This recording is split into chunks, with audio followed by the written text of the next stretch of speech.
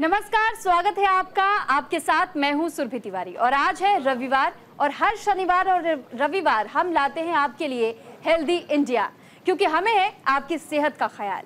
आज बात होगी आंखों से जुड़ी हुई तमाम समस्याओं को लेकर। आजकल के खराब लाइफस्टाइल का असर हमारी आंखों पर भी पड़ रहा है। ज्यादा से ज्यादा समय तक कंप्यूटर पर काम करना और फोन पर ज्यादा समय बिताने से आंखों में परेशानी और ज्यादा बढ़ती चली जा रही है। यहाँ तक कि मौसम की मार से भी कई बार हमें दो चार होना पड़ता है और आंखों की समस्याएं और ज्यादा बढ़ जाती है। तो आंखों से जुड़ी समस्या के कारण और समाधान हम आपको बताएंगे। अगले 1 घंटे आपको हमारे साथ बने रहना होगा। तो हमारे साथ एक्सपर्ट्स का एक पैनल भी जुड़ेगा। आप भी फोन लाइन के जरिए अपनी प्रॉब्लम्स हमसे डिस्कस कर सकते हैं। हमारी फोन लाइंस आप सभी के लिए खुली रहेंगी। आप कॉल कर सकते हैं, लेकिन इन सबसे पहले आपको दिखाते एक खास रिपोर्ट।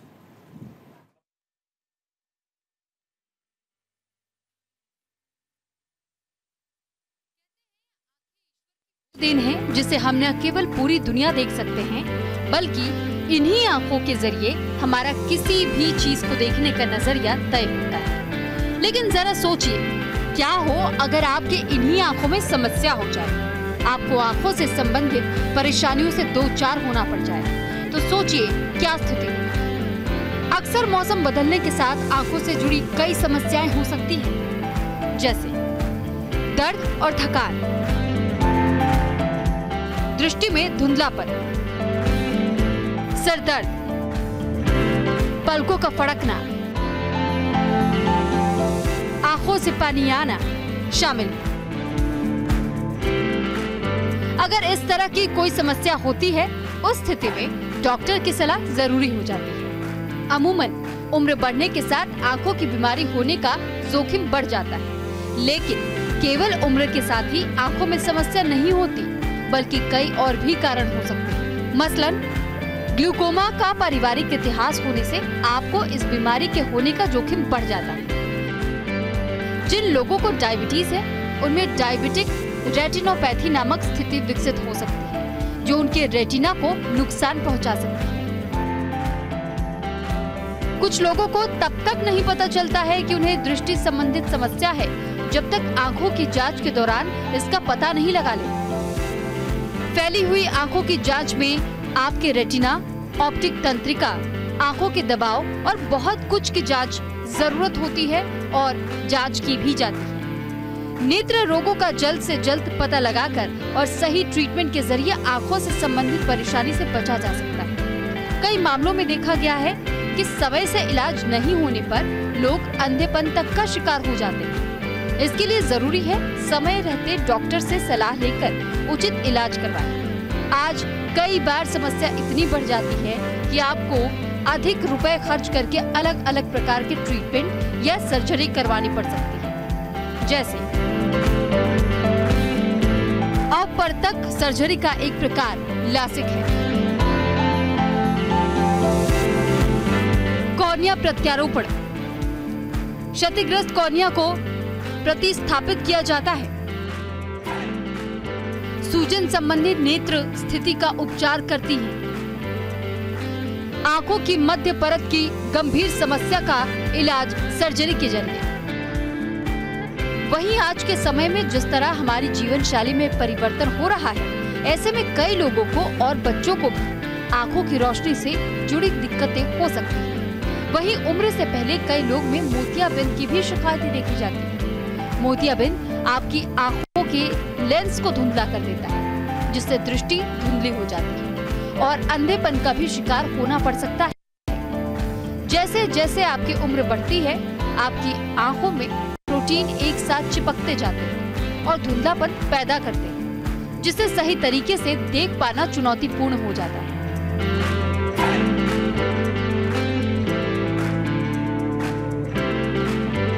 मोतियाबिंद के अन्य लक्षण: रंगों को फीका होते देखना, रात में देखने में कठिनाई, प्रकाश के प्रति संवेदनशीलता, चारों ओर दिखने वाला प्रभामंडल, दोहरी दृष्टि, चश्मे के नंबर में बार बार बदलाव।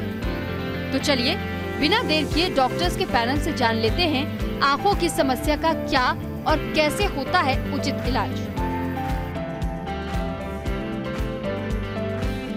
न्यूज इंडिया के लिए सुरभि तिवारी की report.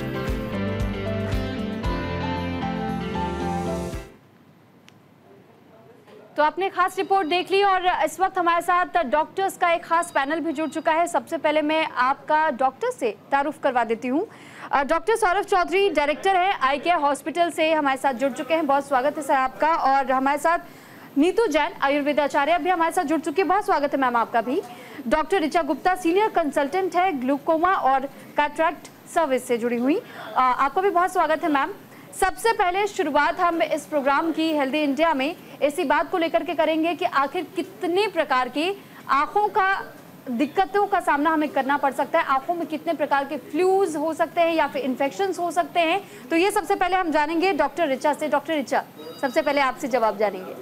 Hi Surabhi, thank you for having me here. So एक चीज़ जो हम आजकल बहुत कॉमनली शब्द इस्तेमाल करते हैं, रेड आई या पिंक आई, जो आई फ्लू से एसोसिएटेड है, बट देन रेड आई के बहुत सारे कारण हो सकते हैं। कुछ इन्फेक्टिव कारण होते हैं जिसमें eye flu which is viral conjunctivitis या बैक्टीरियल। सो ये दो मेन चीज़ें होती हैं जो इन्फेक्शन के द्वारा आंखों में फैलती हैं। एलर्जी का भी सीजन है अभी, तो एलर्जिक कंजंक्टिवाइटिस भी रेड आई की तरह ही प्रेजेंट करता है। इसके अलावा ये तो हुए कि परतों की जो इन्फ्लेमेशन है उसके बारे में हम बात कर रहे हैं। आंखों के अंदर की भी कोई सूजन अगर है वो भी रेड आई की तरह ही प्रस्तुत करती है। तो ये चीज़ मैं ऑडियंसेस को बताऊंगी कि सिंपल चीज़ें भी रेड आई होती हैं, बट ज़रूरी नहीं है कि गंभीर चीज़ों से हम बच सकते हैं। नहीं, गंभीर चीज़ें भी रेड आई की तरह ही प्रस्तुत करती हैं। अच्छा मैम, इसमें मैं एक और चीज़ पूछना चाहूँगी। आपने कहा कि रेड आई और पिंक आई, तो इन दोनों में फ़र्क क्या है? It is the same thing. So initial अगर फेज में हम देखें, कभी भी जो इन्फेक्शन होता है या इन्फ्लेमेशन होता है, आँख की सूजन होती है, it presents as a pink eye, गुलाबी आँखें। जो गुलाबी आंखें हम गानों में सुनते हैं, it is not a good thing, it is a bad thing. So अगर किसी की आंखें गुलाबी हो रही हैं तो मतलब वो इन्फेक्शन की शुरुआत है। अगर ज़्यादा बढ़ जाती हैं तो it can become red, even blood shot, खून भी उतर आता है आंखों में अगर बहुत सिवियर इन्फेक्शन हो तो। ओके, डॉक्टर नीतू जैन भी हमारे साथ जुड़ी हुई हैं, आयुर्वेदाचार्य हैं आप। डॉक्टर नीतू, आपसे भी मैं जानना चाहूँगी कि अगर आयुर्वेद की भाषा में हम समझने की कोशिश करें तो कितना मुश्किल होता है अगर कोई आंखों की समस्याओं से जूझ रहा होता है, खासतौर पर जब हम इन्फेक्शंस की बात करते हैं तो उनके लिए कितना चैलेंजिंग होता है। आयुर्वेद में इसके ट्रीटमेंट के तहत में हम किस ओर जा सकते हैं? आयुर्वेद में हम आँखों की इस तरह जो अभी सीजन में ये कंजक्टिवाइटिस वगैरह होती है, वायरल बैक्टीरिया एलर्जिक, तो ये बहुत ईजिली क्योर हो जाती है। और सबसे इम्पॉर्टेंट होता है कि इस सीजन में आपको खाने पीने का बहुत ध्यान रखना है। खाने पीने का, डस्ट एलर्जी भी हो जाती है, सडन बारिश भी हो रही है, तो वेदर बहुत चेंज होता है, तो आपको इस समय इन्फेक्शन एलर्जी कंडीशन बहुत ज़्यादा होती है। तो आपको सबसे ज़्यादा इम्पॉर्टेंट है कि अपने खाने पीने का ध्यान रखना है। यदि आपको थोड़ा बहुत भी इरिटेशन हो रहा है कुछ, तो आपको किसी भी आयुर्वेद डॉक्टर के पास जाके आप कुछ चीज़ें ऐसी जो डेली यूज़ में घर में कर सकते हैं, जैसे आप रोज़ रात को अपनी आई को यदि वॉश करके सोएं या मॉर्निंग में भी जब उठते हैं तो कुछ चीज़ें ऐसी, कुछ मेडिसिन, सिंपल मेडिसिन ऐसी होती है जिससे आप मॉर्निंग में रोज़ आँखों को अपनी वॉश करते हैं तो आप बहुत सारे इन्फेक्शन से इस समय बच सकते हैं। ठीक है डॉक्टर, मैं आपके पास लौट रही हूँ, लेकिन हमारे साथ इस बीच LR भाटिया जी जुड़ चुके हैं, कॉलर है। बहुत स्वागत है आपका न्यूज़ इंडिया पर। हमारे साथ डॉक्टर्स का एक पैनल भी इस वक्त मौजूद है, आप अपना सवाल पूछ सकते हैं। हेलो जी भाटिया जी, आपकी आवाज़ आ रही है, आप अपना सवाल पूछ सकते हैं। हाँ, मैं अपने मिसेस के बारे में पूछना चाहता था। इनका कैटरेक्ट का ऑपरेशन हुआ था जी, उसके बाद जो है मतलब स्वेलिंग है नीचे के, जैसे वो है ना पलक के नीचे, तो स्वेलिंग रहती है उसमें। वो दिखाया था दोबारा तो वो बोल रहे कि वो वाटर रिटेंशन हो जाता है, उस वजह से है, कोई ऐसी सीरियस नहीं है। तो इसका कोई ट्रीटमेंट हो सकता है कि अभी भी आंखें स्वेलिंग हो जाती है, कभी कभी जो है बहुत ज्यादा स्वेलिंग हो जाती है, फिर थोड़ी कम हो जाती है अपने आप? ठीक है, डॉक्टर ऋचा से भी मैं इस सवाल का जवाब लेना चाहूँगी। डॉक्टर ऋचा, आप क्या सजेस्ट करेंगी? कैटरेक्ट सर्जरी के बाद अगर सूजन आ रही है पलकों पे, it can be because of some inflammation, हो सकता है आँख के अंदर कोई सूजन हो रही हो, या फिर ड्राई आइज, आँखों में खुश्की कॉमन है सर्जरी के बाद।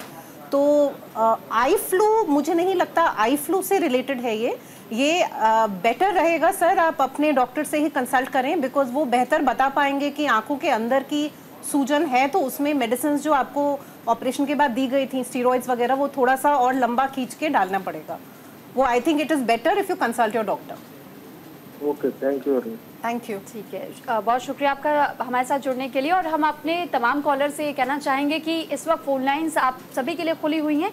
अगर आप भी आंखों की समस्या से परेशान हैं तो आप भी हमसे संपर्क कर सकते हैं, क्योंकि हमारे साथ इस वक्त डॉक्टर्स का पूरा पैनल है और आप अपनी प्रॉब्लम डॉक्टर से डिस्कस कर सकते हैं और साथ ही सजेशंस भी आप ले सकते हैं कि आपको आगे क्या करना चाहिए।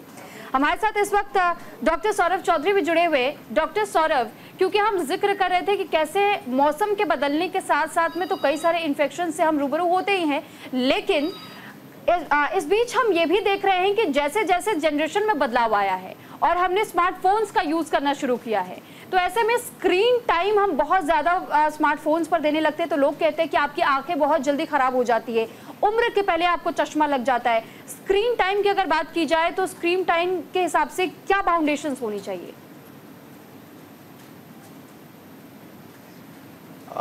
नमस्कार। जो आजकल ये देखा गया है कि सब लोग स्क्रीन टाइम बहुत ज़्यादा इस्तेमाल कर रहे हैं और उससे बचना ऑलमोस्ट इम्पॉसिबल है, क्योंकि हमारे काम, हमारे डिफरेंट जो डे टू डे एक्टिविटीज़, उसके अलावा मोबाइल फ़ोन सबकी लाइफ में कितने इम्पॉर्टेंट हो रहे हैं। बट जो बच्चे हैं उनके लिए स्पेशली इनसे बचना बहुत ज़रूरी है, क्योंकि जब बच्चा एक बढ़ रहा होता है उसकी पूरी ओवरऑल डेवलपमेंट के लिए, जैसे हम जब छोटे थे बाहर जाते थे, बाहर खेलते थे, अब सेफ़ नहीं है बाहर जाना, तो उनके लिए स्क्रीन्स, टेलीविजन्स, मोबाइल फ़ोन्स ही एक चारा बच गया है। और एज पेरेंट्स हम अपने बच्चे को बहलाने के लिए भी, अगर वो खाना नहीं खा रहा तब भी हम उनके आगे स्क्रीन्स रख देते हैं। हमारे जो आँख के अंदर जो मसल्स हैं वो एकदम अलग तरीके से काम करती हैं जब उसको पास की तरफ देखना पड़ता है। अब इस एज के अंदर स्पेशली अगर ये मसल्स ज़्यादा काम करेंगी, ये मसल्स ज़्यादा वर्क करेंगी, तो ये मसल्स स्पाज़म में चली जाती हैं। स्पाज़म का मतलब है ये लूज़ नहीं हो पाती हैं और इससे ये देखा गया है कि बहुत ही बच्चों में माइनस नंबर की तरफ नंबर बढ़ने लगता है जी। अब इसके लिए हमें ये ज़रूरी है कि हम बच्चों को आउटडोर एक्टिविटीज़, सनलाइट, बेसिकली जो एक्सरसाइजेज होती हैं वो सब मिले, हेल्दी न्यूट्रिशन मिले। बट ये अब एक तरीके से एक एपिडेमिक बन चुका है। सबसे पहले ये सिंगापुर और चाइना वगैरह में देखा गया था, बट अब इंडिया पीछे नहीं है और इंडिया में भी अब ये ऐसा है कि हर एक चौथा बच्चा इस कंसिडर्ड कि उसको चश्मे की ज़रूरत है जी। अब बच्चों के अलावा जो एडल्ट्स हैं जिनके काम ऐसा है कि जिनको कंप्यूटर्स पे बैठना पड़ता है, मोबाइल पे काम करना पड़ता है, और जैसे आप लोग भी हमेशा डिजिटल के साथ ही काम करते हैं, इसके लिए भी बहुत सारी अब कंडीशंस आ गई हैं और इसको हम कलेक्टिवली कंप्यूटर विजन सिंड्रोम कहते हैं। ठीक है। कंप्यूटर विजन सिंड्रोम के अंदर फटीग जो आंखों का वो, हाँ जी ठीक है। डॉक्टर सौरभ, मैं आपके पास वापस आ रही हूँ, माफ कीजिएगा आपको रोकना पड़ रहा है, लेकिन इस बीच एक कॉलर हमारे साथ रजनी कोटा से जुड़ चुकी है। रजनी, बहुत स्वागत है आपका, आप अपना सवाल पूछ सकते हैं। हाँ, हेलो जी रजनी जी, आप अपना सवाल पूछ सकती हैं। हाँ, डॉक्टर साहब बोल रहे हैं जी, हमारे साथ डॉक्टर्स का पूरा पैनल इस वक्त मौजूद है, आप अपना सवाल पूछ सकते हैं। अच्छा, हाँ डॉक्टर साहब, मेरे आंख में ना सुबह उठते वक्त थोड़ा ऐसे लगता है जैसे पानी वो सूजन सी हो गई है, फिर अपने आप थोड़ी देर में ठीक होती है। आंख के नीचे थोड़ा ऐसे में सूजन रहती है कभी कभी। ठीक है डॉक्टर सौरभ, आप सजेस्ट करना चाहेंगे? देखिए, जब हम रात को सोते हैं हमारी बॉडी एकदम डिफरेंटली काम करती है। जो ये बॉडी हमारी डिफरेंटली काम करती है, थोड़ा वाटर रिटेंशन, जो पानी हमारी बॉडी के अंदर है वो डेफिनेटली थोड़ा सा बढ़ जाता है।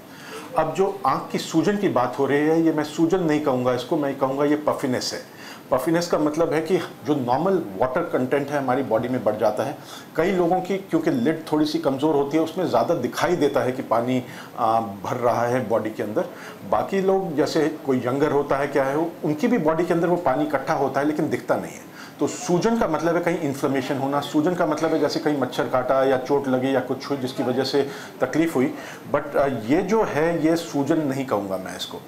और जो पानी आने की समस्या है वो एक एज के बाद स्पेशली वुमेन के अंदर थोड़ी ड्राइनेस होती है आँख के अंदर, और वो उसकी वजह से हो सकता है। उसके लिए कोई भी एक नॉर्मल लुब्रिकेंट यूज़ कर सकते हैं।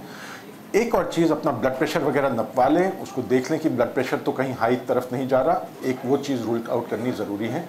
और ब्लड टेस्ट के अंदर किडनीज विडनीज ठीक काम कर रही हैं, सो वो वाली एक चीज़ ध्यान रखिएगा। ठीक है डॉक्टर सौरभ, आपके पास मैं लौटूंगी।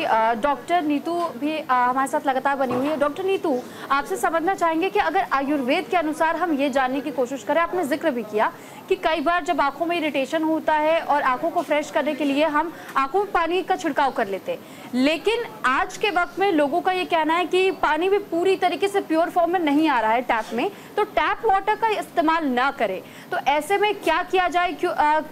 आंखों में अगर इरिटेशन होती है, जो लोग पानी का छींटा मारते हैं, क्या उन्हें वो बंद कर देना चाहिए? नहीं, पानी के छींटे से अच्छा है, बेटर है कि आपके घर में यदि मुलेठी का पाउडर हो या त्रिफला का पाउडर, आप सिंपल हर किसी के घर में मिल सकता है या वो मार्केट से ला सकता है, तो उसको रात को यदि एक चुटकी वो एक गिलास में डाल के रख देता है, मॉर्निंग में एक कपड़े से उसको छानना पड़ेगा, क्योंकि छन्नी से उसके पार्टिकल चले जाएंगे। तो कपड़े से छान के एकदम क्लीन कपड़े से फिर आप उस पानी से वॉश करेंगे तो आपकी आंखों में कोई प्रॉब्लम नहीं होगी। इचिंग, इवन आपको सॉइलिंग या कुछ भी लग रहा है, इरिटेशन, तो वो भी आपको नहीं होगा यदि आप रेगुलर भी यूज़ करते हैं तो। ठीक है डॉक्टर नीतू, लॉटरी में आपके पास एक कॉलर अनिल हमारे साथ जुड़ चुके हैं। अनिल जी, बहुत स्वागत है आपका, आप अपना सवाल पूछ सकते हैं। जी अनिल जी। हेलो जी अनिल जी, आप अपना सवाल पूछिए। सर जी, हम 56 साल की उम्र हो रही है हमारी। जी हेलो अनिल जी, आपकी आवाज हम तक मिल रही है, आप प्लीज अपने टीवी सेट का वॉल्यूम कम कर दीजिए और फिर अपना सवाल पूछिए। अच्छा, जनाब हमारी 56 साल उम्र हो रही है। जब मैं सुबह उठता हूँ ना तो आंखें चिपचिपी होती है भीड़ से। जी हाँ ठीक है, इसमें आप और क्या जानना चाहते हैं? क्या हो रही है? वो जब मैं सुबह उठता हूँ ना जनाब, तो आंखों में चिपचिपाहट सी होती है भीड़ की।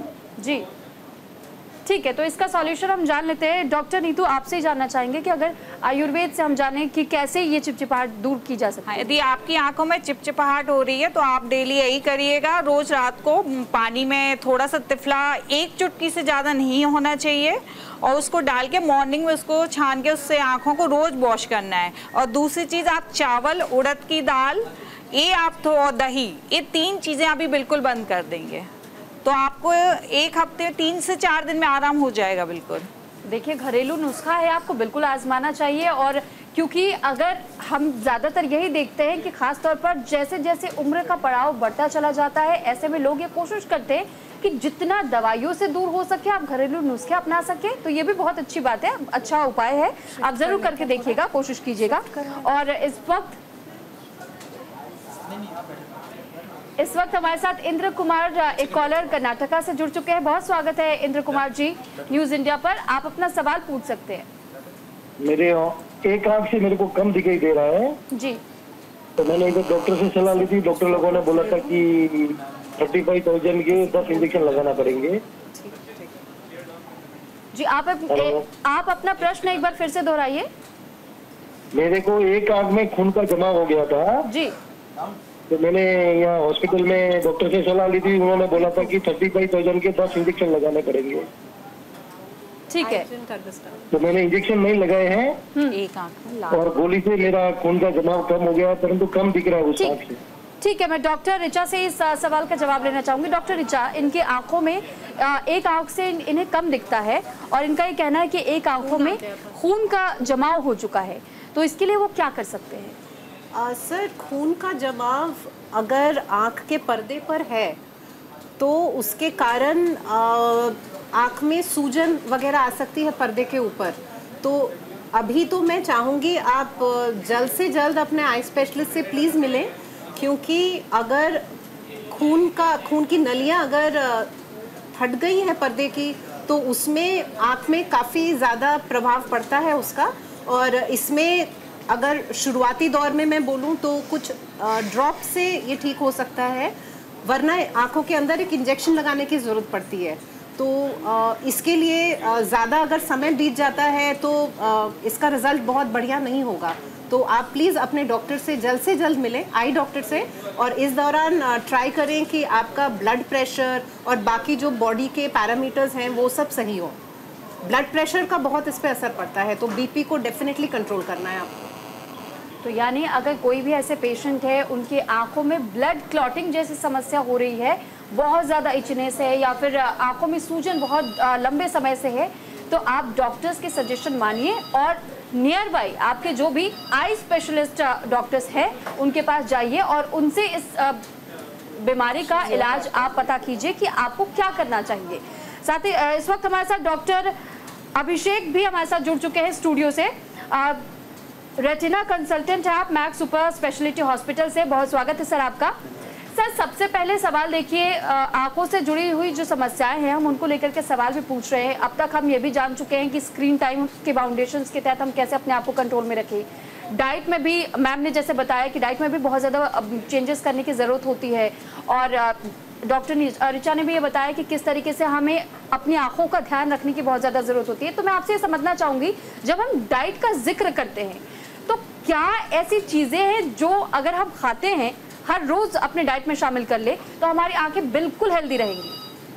देखिए, डाइट अपने आप में एक बहुत अहम रोल प्ले करती है और उन सब चीज़ों के लिए हमारे लिए जो सबसे ज़्यादा ज़रूरी होता है वो ये कि यदि हमारा शरीर यदि स्वस्थ नहीं है, अगर हम लोगों को डायबिटीज़ है या ब्लड प्रेशर है, तो हम उसके हिसाब से ही जो हमें डाइट एडवाइस की गई है वो डाइट लें।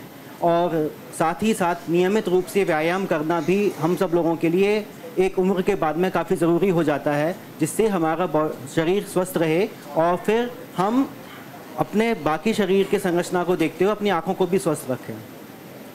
यानी कि डॉक्टर अभिषेक को आपने सुना ध्यान से, तो डॉक्टर ने ये कहा कि अगर आप डॉक्टर से ट्रीटमेंट ले रहे हैं तो बिल्कुल आप अपना ट्रीटमेंट जारी रखिए, लेकिन व्यायाम ज़रूर कीजिए, आप एक्सरसाइज ज़रूर कीजिए और डाइट का बहुत ज़्यादा ख्याल रखिए, हेल्दी खाने खाइए, इसका बहुत ज़्यादा आपको ध्यान रखने की ज़रूरत होगी, तभी आप पूरी तरीके से फिट हो पाएंगे। ना सिर्फ आंखें बल्कि पूरे शरीर को आपको फिट रखने की ज़रूरत है। इसी के साथ हम दोबारा से चर्चा पर लौटेंगे, लेकिन फिलहाल वक्त हो चला एक छोटे से ब्रेक का, जल्द हाजिर हो गए।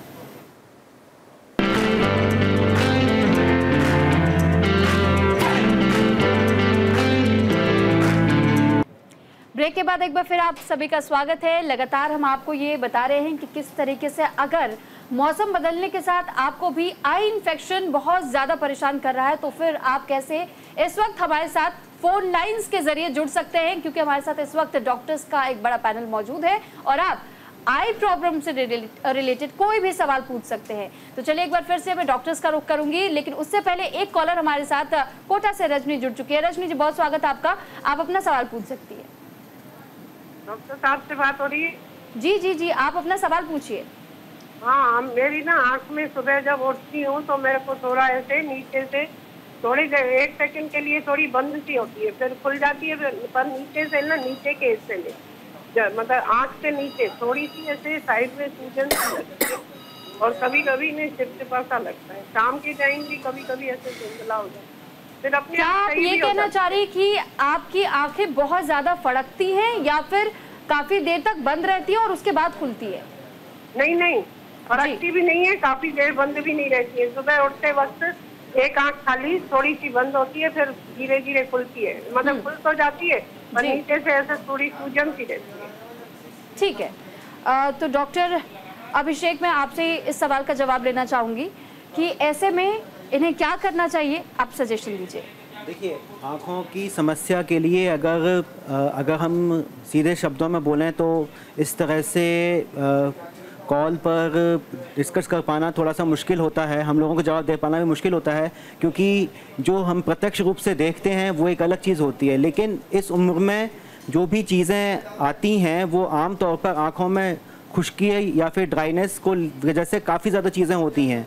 तो आप अपने डॉक्टर की सलाह के हिसाब से अपना आँखों के अंदर डालने के लिए आई ड्रॉप्स या फिर कोई गर्म सिकाई या आँख में लगाने के लिए मरहम अगर आप स्टार्ट करेंगे तो उससे आपको रिलीफ मिलेगा। लेकिन हाँ, आपको इस चीज़ के लिए भी अपने डॉक्टर की सलाह ज़रूर लेनी चाहिए।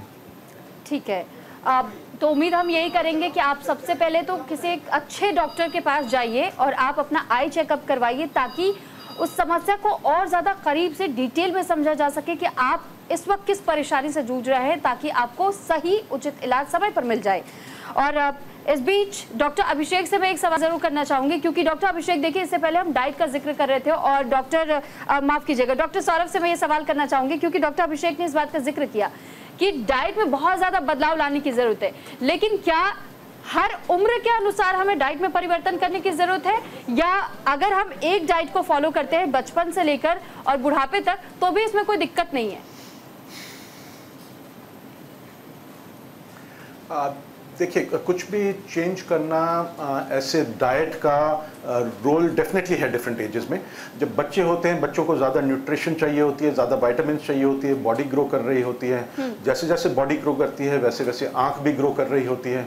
बट आँख के अलावा हमारी पूरी बॉडी को जब हम 19 साल तक हमारी जब बॉडी ग्रो होती है, बहुत सारे हार्मोनल चेंजेस आते हैं, ग्रोथ होती है, हाइट बढ़ती है, तो हमारे को एक डिफरेंट सेट ऑफ विटामिन चाहिए। जब मिडिल एज आती है तब हमारी डाइट थोड़ी सी चेंज हो जानी चाहिए, क्योंकि अगर हम वैसे ही तंदुरुस्त डाइट लेते रहें और ज़्यादा खाते रहें तो हमारे को मोटापा आ सकता है। सो जो यंगर एज है डेफिनेटली उसमें ज़्यादा खाने की इतनी ज़रूरत है, बट एक एज के बाद डेफिनेटली हमारे को अपनी डाइट कंट्रोल करना बहुत ज़रूरी है। बट जैसे मैंने कहा कि जैसे जैसे हमारी बॉडी और ग्रो करती है उसके साथ साथ हमारी बॉडी के अंदर भी एज रिलेटेड चेंजेस आते हैं, जिसके लिए एंटीऑक्सीडेंट्स ज़रा ज़रूरी हो जाते हैं, जो कि नॉर्मल जो नॉन वेज है उनके लिए मछली वगैरह में मिलती है। वैसे ग्रीन वेजिटेबल्स, जो कलर्ड वेजिटेबल्स हैं, बीट रूट, जो बेल पेपर्स आते हैं, red and yellow bell peppers, जो हरी हरी सब्जियां आती हैं उसके अंदर मिलता है। सो वो हमारे को अपनी डाइट में बढ़ा लेना चाहिए। उसको बढ़ाने से जो हमारी बॉडी के अंदर जो नॉर्मल एजिंग चेंज है वो कुछ हद तक स्लो डाउन हो सकते हैं। बट हमारे को उसके अलावा अपने ब्लड टेस्ट करवाते रहने चाहिए, और उसके हिसाब से अगर किसी को डायबिटीज़ है या प्री डायबिटीज़ है या ब्लड प्रेशर है तो ब्लड प्रेशर की वजह से नमक कम और शुगर की वजह से ये डायबिटीज़ की वजह से शुगर कम रखना बहुत ज़रूरी है। जैसे जैसे और एज बढ़ती है तो हमारी बॉडी के अंदर और डिजेनरेशन शुरू होती हैं और हमारी बॉडी को प्रोटीन की थोड़ी सी ज़्यादा आवश्यकता होती है। सो उस टाइम पे प्रोटीन्स बढ़ाना हमारी डाइट में बहुत ज़रूरी है, जो कि हमारी पूरी बॉडी के लिए एज वेल एज हमारे आई के लिए बहुत ज़रूरी है। ठीक है डॉक्टर, यानी कि हर एज ग्रुप के लिए अलग अलग डाइट को मेंटेन करना बहुत ज़रूरत होता है। और इस बीच हमारे साथ अनिल श्रीवास्तव जी जुड़ चुके हैं लखनऊ से। बहुत स्वागत है आपका न्यूज़ इंडिया पर। अनिल जी, आप अपना सवाल पूछिए। मैडम, ये हमारे आंखें जब सुबह उठते हैं तो पानी आता है जी, और आंखों के नीचे हल्की सी स्वेलिंग बनी रहती है। आपकी उम्र तकरीबन क्या होगी? 42। ठीक है डॉक्टर अभिषेक, मैं आपसे ही जानना चाहूंगी कि आप इन्हें क्या सजेस्ट करेंगे? देखिए, जैसा कि मैंने पहले प्रश्न के जवाब में भी कहा था कि हमारी आंखों की जो ज़्यादातर समस्याएं होती हैं वो आंखों की ड्राइनेस की वजह से होती हैं या आंखों में खुश्की की वजह से होती हैं। सो एक तो मैं आपको सलाह देना चाहूँगा कि आपका यदि स्क्रीन टाइम काफ़ी ज़्यादा है तो आप उसको कम कीजिए, और किसी भी तरह का आंखों पे जोर पड़ता है तो उसको आपको अवॉइड करना है। साथ ही साथ यदि आप अपने आँखों की गर्म सिकाई करना चाहते हैं कर सकते हैं तो उसको करने से आपको रिलीफ मिलेगा, और आप उसके साथ साथ कोई भी अपना डॉक्टर की सलाह पर लेते हुए आई ड्रॉप्स अपना डाल सकते हैं। ठीक है, एक कॉलर हमारे साथ इस बीच एसके सिंह भी जुड़ चुके हैं। एसके सिंह जी, बहुत स्वागत है आपका, आप अपना सवाल हमसे पूछ सकते हैं। तो उनसे संपर्क टूट गया है। मैं दोबारा से आपसे रिक्वेस्ट करूंगी कि आप दोबारा हमसे संपर्क कर सकते हैं। लगातार फोन लाइन्स हमारे आपके लिए खुली हुई हैं।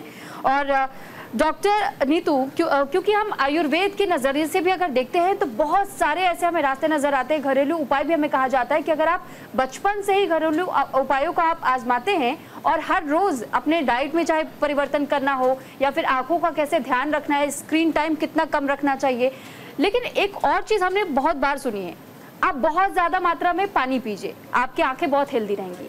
आप मिर्च खाइए तो उससे आपकी आंखों की रोशनी बढ़ेगी। क्या इसमें सच्चाई है या सिर्फ मिथ से? नहीं, ऐसा तो कुछ नहीं है कि आपको बहुत मिर्च खाना चाहिए। आयुर्वेद तो कहता है जो हमारे षड रस है, मीन्स मधुर, अम्ल, लवण, कटु, तिक्त, कसाय, ये आपको बैलेंस डाइट के तौर पर 6 के 6 रस लेने हैं। कोई भी एक रस आपको ज़्यादा नहीं लेना, चाहे वो मिर्च हो चाहे नमक हो या कोई, तो जो भी आप ज़्यादा लेंगे तो जाहिर सी बात है आपको उससे रिलेटेड बीमारी होंगी ही होंगी। तो आपको खाना हमेशा बैलेंस ही रहना है और सारे 60 रसों का पान करना है आपको। और रहा सवाल तो आपको हेल्दी रहने के लिए थोड़े आप एक्सरसाइज वगैरह भी कर सकते हैं, जैसे बीच बीच में आप, ठीक है आपका स्क्रीन टाइम ज़्यादा है तो बीच में रुक के थोड़ा बैलेंस करके त्राटक वगैरह मॉर्निंग में तो आपको रोज़ सुबह करना है, जिससे आंखों का जितना ज़्यादा फोकस करेंगे, जितनी मसल स्ट्रेंथ करने के लिए आपको त्राटक जो एक एक्सरसाइज होती है, सब आजकल यूट्यूब को यूज़ करते हैं, उस पर आप सर्च करके आराम से देख सकते हैं। तो उससे भी आंखों पे बहुत फर्क पड़ता है। कुछ वॉश करने के लिए जो कुछ मेडिसिन होती हैं आप उससे वॉश कर सकते हैं। और आयुर्वेद में कुछ रसायन औषधि इस तरह की आती हैं जिससे आपकी ऑल ओवर हर ऑर्गन के लिए जो सही रहती है, जिससे आपकी पूरी बॉडी पे फर्क पड़ता है। तो मॉर्निंग में हम लोग जैसे एम्प्टी स्टमक बोलते हैं तो वो ले सकते हैं। ठीक है। और अगर छोटे बच्चों के लिए हम पूछना चाहें, क्योंकि छोटी उम्र में हमने देखा है कि कई बच्चों को बहुत कम उम्र में चश्मा लग जाता है या उनकी आंखों में बहुत ज़्यादा कंटिन्यू पानी आ रहा होता है, तो ऐसे में उन्हें क्या क्या करना चाहिए? इस सवाल का जवाब मैं आपसे लूंगी, लेकिन एक बार फिर हमारे साथ एसके सिंह एक कॉलर जुड़ चुके हैं। बहुत स्वागत है आपका एसके सिंह जी, आप अपना सवाल पूछिए। हेलो जी नमस्ते।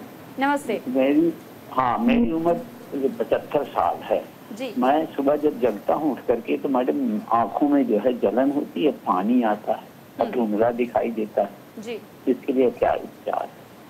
ठीक है, इस सवाल का जवाब मैं डॉक्टर ऋचा से लूंगी और उसके बाद में डॉक्टर नीतू के पास दोबारा लौटूंगी। डॉक्टर ऋचा।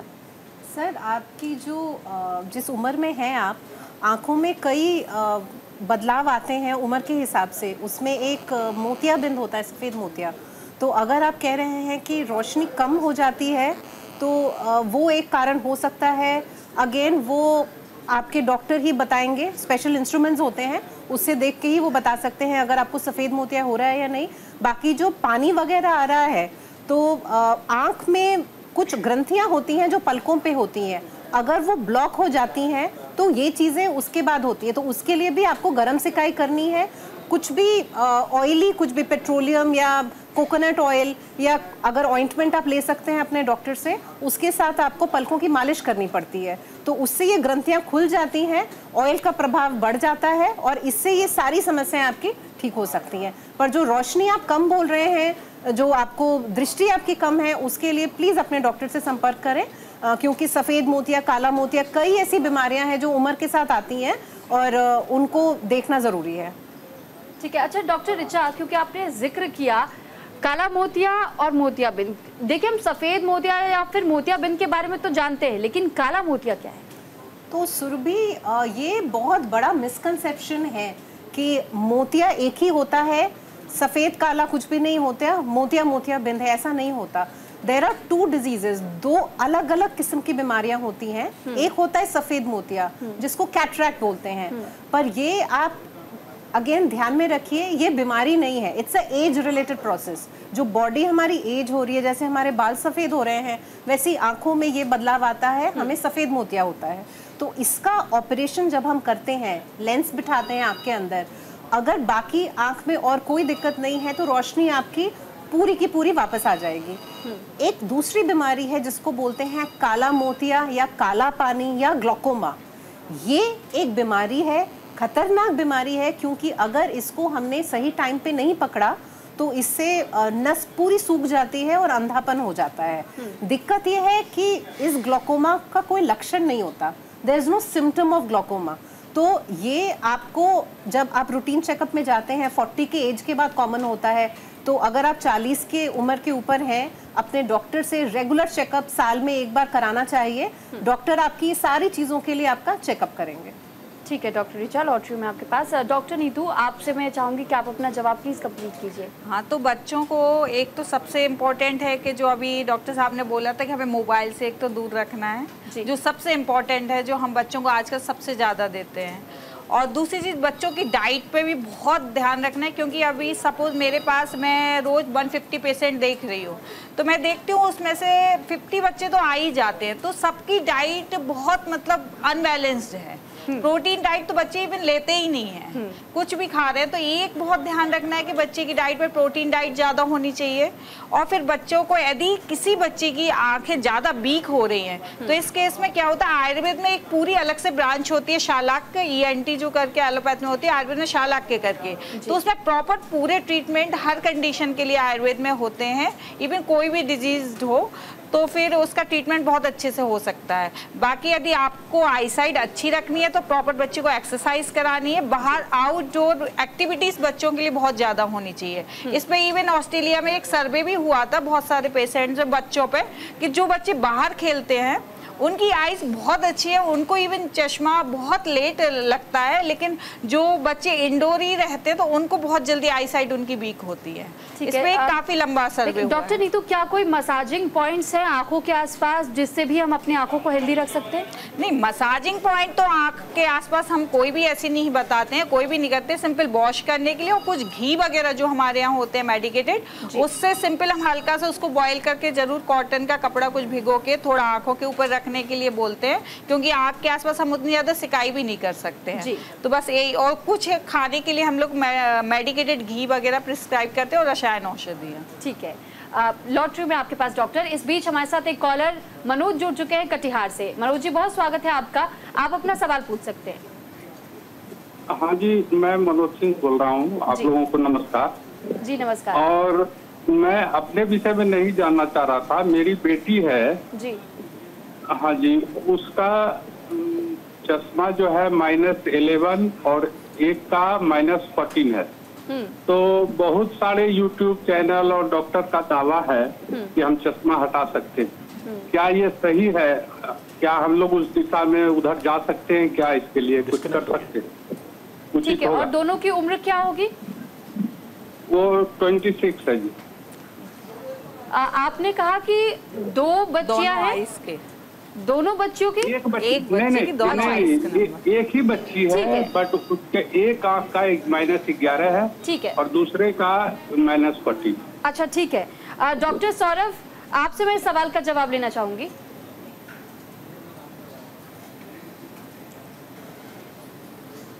ठीक है, डॉक्टर सौरभ से हमारा संपर्क फिलहाल नहीं हो पा रहा, उनसे हम दोबारा संपर्क साधेंगे। लेकिन डॉक्टर नीतू, अगर आप इस चीज का जवाब देना चाहें कि कैसे हम दोबारा से पावर को हटाने का काम कर सकते हैं, क्या किया जा सकता है? पावर तो बहुत ज्यादा है बच्चे की, तो इस कंडीशन को मैं पर्टिकुलर आईज के इस तरह के पेशेंट तो बहुत ज्यादा डील नहीं करती हूँ। बट ये आप शालाक्य, वही बताया ना मैंने, आयुर्वेद में पूरा अलग से एक डिपार्टमेंट है शालाक्य करके, वहां जाके आप कंसल्ट एक बार कर सकते हैं। तो जो अभी आपने रिसेंटली सुना भी होगा, 2-3 साल पहले की बात है, किसी राष्ट्रपति की बेटी की आई साइट एकदम लॉस थी और इवन बहुत जगह ट्रीटमेंट कराया। तो केरला में पूरा आई का एक हॉस्पिटल है, वहाँ आके उसकी आई साइट 1 महीने में पूरा वापस आ गई है। तो ऐसा नहीं है, जो अच्छे डॉक्टर्स जो पूरा पर्टिकुलर आइस पे ही काम कर रहे हैं आयुर्वेद में और पूरा डेवलप करके रखा है, तो वो कर सकते हैं। अब अभी आप YouTube से यदि भ्रमित होते हैं कि कोई कह रहा है कि मैं हटा दूंगा कुछ, तो वो मैं एक बार नहीं बोल सकती हूँ कि वो सही है या गलत है। ठीक है, इस बीच एक और कॉलर हमारे साथ जुड़ चुके हैं और इस बीच हमारे साथ जो कॉलर जुड़े हुए हैं, दरअसल राजीव इस वक्त हमारे साथ जुड़ चुके हैं MP से। राजीव जी, बहुत स्वागत है आपका न्यूज इंडिया पर। राजीव जी, आप अपना सवाल पूछ सकते हैं। मैम नमस्ते। डॉक्टर साहब नमस्ते। जी नमस्ते। डॉक्टर साहब, मेरा प्रश्न यह था कि मुझे लकवा आ गया था 2018 में। तो जो एक आंख थी मेरी, पहले लाल रहती थी, फिर सफेद हो गई। तो मेरा प्रश्न ये है डॉक्टर साहब कि वो उस आंख में आंसू नहीं आते हैं मेरे, क्या तो उससे कोई दिक्कत तो नहीं? वैसे उससे थोड़ा मतलब कम दिखना करना, वैसी थोड़ी परेशानी आ रही है। तो कुछ आंख में आंसू आने से भी आंख साफ होती है और सब परेशानियां मिटती है, तो इसलिए मैं क्या उपाय करूँ? आपकी एज क्या होगी? मेरी एज है 45। ठीक है राजीव जी, आपके सवाल का जवाब मैं डॉक्टर सौरभ से ही लेना चाहूंगी। डॉक्टर सौरभ क्योंकि हमारे साथ दोबारा जुड़ चुके हैं। डॉक्टर सौरभ, क्या सजेस्ट करना चाहेंगे आप? अच्छा, मेरे को वैसे सवाल पूरा समझ में नहीं आया। इनको लकवा हुआ था और लकवा होने के बाद क्या आंख लाल रहती थी, अब सफेद हो गई है, वो क्या मतलब? उनका ये कहना है कि एक आंख में। जी जी जी, राजीव जी बताइए। हाँ डॉक्टर साहब, ऐसा हुआ था कि जो एक आंख में जो सेंसिटिविटी थी, एक तरफ से लकवा आया था, तो जो सीधे हाथ की आंख है उसमें सेंसिटिविटी नहीं बची, मतलब आंख में आंसू आना करना ये चीजें बंद हो गई। एक साइड से आंसू आते हैं, एक साइड से आंसू वगैरह कुछ भी नहीं आते हैं। ये है परेशानी। तो एक आंख में और आंसू आ जाए तो हल्का, आदमी आंसू आ जाए तो हल्का महसूस करता है, तो वो मुझे कुछ कंजेस्टेड लगता है एक आंख में आंसू। ठीक है राजीव जी। डॉक्टर सौरभ, आप सजेस्ट कीजिए प्लीज। हाँ जी, अच्छा, ऐसा होता है कि हमारी बॉडी के अंदर जो हमारे आंसू हैं, हमारी आंखों के अंदर जो हमारे आंसू हैं, वो सारे कंट्रोल रहते हैं हमारी नर्व्स की वजह से। नर्व्स मतलब कि ये जो नसें हैं, ये इसको आंख का इन्वायरमेंट वगैरह, आंसू कितने बनने हैं, वो सब कुछ कंट्रोल में रखती हैं। अब जब लकवा आ जाता है तो लकवा आने से ये नर्व्स इफेक्ट हो जाती हैं। नर्व्स इफेक्ट होने से हमारी जो आंसू की प्रोडक्शन है वो काफ़ी कम हो जाती है और आंख में सूखापन आ जाता है, जिससे आंख अनकंफर्टेबल हो जाती है। आंख अनकंफर्टेबल होती है, उसके अंदर सूखापन होता है, खुश्की होती है, तो उसके लिए हमें ये प्रॉब्लम जो ये बता रहे हैं मेरे हिसाब से उसकी वजह से है। ये जो है ये काफ़ी डिफरेंट तरीके के लकवे से हो सकता है, फेशियल नर्व पॉलिसी से हो सकता है, और भी प्रॉब्लम से हो सकता है। सो मैं तो सबसे पहली बात कि आई होप कि आप किसी डॉक्टर से मिल रहे हैं इसके लिए और उनको दिखा रहे हैं। लेकिन आंख के अंदर सूखेपन के लिए हमारे को काफ़ी सारी लुब्रिकेंट्स यूज़ करनी चाहिए। लुब्रिकेंट्स का मतलब है कि ये हमारे जो आंखों के अंदर आंसू होते हैं उनके सब्स्टिट्यूट्स होते हैं, उनको यूज़ करेंगे और लंबे दौरान तक आपको यूज़ करने पड़ेंगे, जब तक आंख के अंदर हमारी जो इनर्वेशन है, मतलब जो नर्व्स हमारी सप्लाई कर रही हैं, उनकी सप्लाई पूरी अच्छी तरह ठीक ना हो जाए। बट कई केसेस में कभी भी पूरी ठीक भी नहीं होती हैं, तो इसलिए आपको ज़रूरी है कि एक डॉक्टर के साथ रहें और डॉक्टर जैसे आपको बताएं उस हिसाब से ट्रीटमेंट लें। ठीक है, तो उम्मीद करेंगे राजीव जी आपको अपने सवाल का जवाब ज़रूर मिला होगा, और प्लीज़ जितनी जल्दी हो सके आप नियर बाय डॉक्टर को ज़रूर से ज़रूर विजिट कीजिए, और उसके बाद ही आप पता कर पाएंगे कि क्या वाकई आपको बहुत ज़्यादा परेशान होने की ज़रूरत है या ये नॉर्मल है। डॉक्टर अभिषेक, मैं आपसे समझना चाहूँगी कि कई बार क्या होता है कि हमने देखा है कि अगर किसी के पावर चाहे वो बढ़ता है या कम पावर होता है, लेकिन लोग स्पेक्स ना पहन करके वो लेंसेज का यूज करना शुरू कर देते हैं, वो कितना डैमेज करते हैं हमारे आंखों को? क्या इससे कहीं हमारे कैटरेक्ट पे या फिर रेटिना पे कोई इसका असर खास तौर पे पड़ता है? सुरभि जी, आप कॉन्टैक्ट लेंसेज के बारे में बात कर रहे हैं जी। देखिए, कॉन्टैक्ट लेंसेज वैसे एक तरीका है जो हम चश्मा ऊपर से पहनते हैं, उसकी जगह यदि हम कॉन्टैक्ट लेंसेज लगाते हैं वो सीधे हमारे कॉर्निया पर जाकर इम्पैक्ट करता है और हम उससे विजन हमारा क्लियर हो जाता है। लेकिन कॉन्टैक्ट लेंसेज के साथ में हमें कुछ सावधानियां बरतनी पड़ती हैं, जैसे कि कॉन्टैक्ट लेंसेज हम पूरे टाइम 24 घंटे नहीं लगा सकते। सुबह उठने के बाद में हम लगाकर अपना रात को सोने से पहले उनको हटाना पड़ता है। हमें इस बात की सावधानी भी बरतनी पड़ती है कि हम कॉन्टैक्ट लेंसेज के ऊपर से अपनी आंखों में पानी ना डालें, और साथ ही साथ उसको पहन के हम ना सोएं। कॉन्टैक्ट लेंसेज ज़्यादा यूज़ करने की वजह से कभी कभी आंखों में ड्राइनेस होने की संभावना होती है, और हमें इस चीज़ों को भी ध्यान रखना है कि हम जब भी लेंसेज पहने तो एक तो सॉल्यूशन की स्वच्छता और उसकी एक्सपायरी का ध्यान रखते हुए। डॉक्टर अभिषेक, माफी के साथ यहाँ आपको रोकना पड़ा है, तो एक बार फिर से कार्यक्रम की ओर आगे बढ़ते हैं, और डॉक्टर अभिषेक मैं आपसे चाहूंगी कि आप अपने सवाल का जवाब पूरा कीजिए। जी, जैसा कि हम डिस्कस कर रहे थे कि हमको जब भी हम कॉन्टैक्ट लेंसेज यूज़ करते हैं तो हमें कॉन्टैक्ट लेंसेज को इस्तेमाल करने से पहले, उनको आँखों में लगाने से पहले जो उनका सॉल्यूशन है उसकी स्वच्छता की ध्यान रखना है, उसके एक्सपायरी का ध्यान रखना है। और जो कॉन्टैक्ट लेंसेज हम लगाते हैं अपनी आंखों में या जो हम पेशेंट्स को देते हैं, प्रिस्क्राइब करते हैं, उन कॉन्टैक्ट लेंसेज की एक एक्सपायरी होती है। कई बार कुछ लोग लोभ में आकर सोचते हैं कि अरे 30 दिन ही हुए हैं, हो सकता है शायद मैं इसको 1-2 दिन एक्स्ट्रा और लगा लूँ तो वो काम चल जाएगा, लेकिन वो कभी कभी हानिकारक हो जाता है, क्योंकि उनसे फिर आंखों के अंदर काली पुतली पर इन्फेक्शन होने के चांसेस काफ़ी ज़्यादा रहते हैं।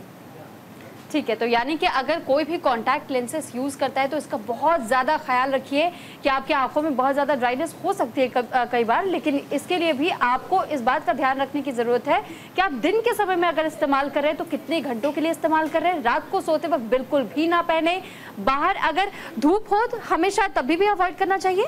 नहीं, तब वो पहन सकते, तब पहन सकते हैं, तो उस वक्त आप पहन सकते हैं, लेकिन इस बात का खास ख्याल रखिएगा कि कभी भी एक्सपायर्ड हुई कॉन्टैक्ट लेंसेज का इस्तेमाल आप मत कीजिए। और आप अपनी आंखों का बहुत ज़्यादा ख्याल रखिए। डॉक्टर ऋचा, क्योंकि लास्ट टाइम जब हमारी बात हो रही थी आपने कहा कि मोतियाबिंद और काला मोतिया अलग अलग चीज़ें होती हैं, हमने डाइट को लेकर भी बातचीत की, लेकिन ये बहुत ज़्यादा समझना ज़रूरी हो जाता है कि ये क्या एज लिमिट के अनुसार अलग अलग पड़ाव पर हम जब बढ़ते हैं तो अलग अलग समस्याएं होती है। नॉर्मल इन्फेक्शन अलग होता है, काला मोतिया अलग होता है और सफ़ेद मोतिया और मोतियाबिंद अलग होता है। डेफिनेटली सुरभि, देखिए एज के हिसाब से हमारे बॉडी में जो चेंजेस हो रहे हैं सेम हमारे आंखों में भी वही चेंजेस हो रहे हैं। तो जो बचपन की हमारी प्रॉब्लम्स हैं, बचपन में हमें एलर्जीज और माइनस नंबर जिसको मायोपिया बोलते हैं, ये सारी चीज़ें हमें ज़्यादा बचपन में होती हैं। जैसे जैसे हम उम्रदार हो रहे हैं 40 के एज के बाद काफ़ी बदलाव होते हैं जो बॉडी में एज रिलेटेड होते हैं। तो एक उसमें से जो मेन चीज़ प्रेसबायोपिया बोलते हैं, उसमें क्या नज़दीक की नज़र हमारी कमज़ोर होने लगती है, तो हमें नज़दीक का चश्मा लगता है। धीरे धीरे जैसे और उम्र बढ़ती है काला मोतिया का रिस्क बढ़ता है जो ग्लोकोमा होता है, और उम्र बढ़ती है सफ़ेद मोतिया का रिस्क ज़्यादा होता है जिसको कैटरैक्ट बोलते हैं। तो डेफिनेटली ये चीज़ें हैं और इनके लिए आपको अवेयर रहना है और जो प्रॉब्लम्स हो रही हैं फिर अपने डॉक्टर से तुरंत आपको संपर्क करना पड़ेगा। ठीक है डॉक्टर नीतू, छोटा सा एक रिएक्शन मैं आपसे चाहूंगी, अगर कोई घरेलू उपाय आप नॉर्मल हर किसी के लिए कुछ बता पाए। हाँ, एक तो आप डेली यूज़ में आंवले का पाउडर आप ले सकते हैं, खाने में यूज़ कर सकते हैं। यदि आप 40+ हैं तब तो आपको ज़रूरी करना है। और सिंपल एक त्रिफला के पाउडर से, मधु एस्टी जिसको मुलेठी बोलते हैं आम भाषा में, उसके पानी से आप आँखों को वॉश कर सकते हैं, तो आपकी आँखें काफ़ी कुछ हेल्दी रहेंगी। तो ये आपने जाना कि आयुर्वेद और साथ ही एलोपैथिक अगर आप ट्रीटमेंट भी लेते हैं तो भी आप दोनों तरीके से कैसे अपनी आंखों को बहुत ज़्यादा हेल्दी रख सकते हैं, फिट रख सकते हैं। लेकिन ख़ास तौर पर इस बात का ध्यान ज़रूर रखिए कि अगर किसी भी प्रकार की समस्या आपको लगता है कि बहुत ज़्यादा बढ़ती चली जा रही है आंखों का, चाहे वो रेडनेस हो, चाहे आंखों से बहुत ज़्यादा पानी आना हो, चाहे सूजन हो या फिर विजन कम होना हो, ब्लरीनेस हो, तो ऐसे में तुरंत आप नियर बाई डॉक्टर को कॉन्टैक्ट कीजिए और उसके बाद आप समझ पाएंगे कि क्या वाकई आपको ट्रीटमेंट लेने की ज़रूरत है और क्या इसके बाद आपको लेज़र ट्रीटमेंट, सर्जरी तक, क्योंकि बहुत ज़्यादा समय लगता है वहाँ पहुँचने में, तो समय रहते अगर आप डॉक्टर विजिट कर लेते हैं तो आप बड़ी परेशानी से आप पहले ही अपने आप को बचा सकते हैं और अपनी आंखों को हेल्दी बनाए रख सकते हैं। फिलहाल आज के लिए हेल्दी इंडिया में इतना ही। अगली बार शनिवार और रविवार दोबारा हम आपके सामने पेश होंगे एक नए टॉपिक के साथ में। तब तक आप सभी अपना बहुत ख्याल रखिए।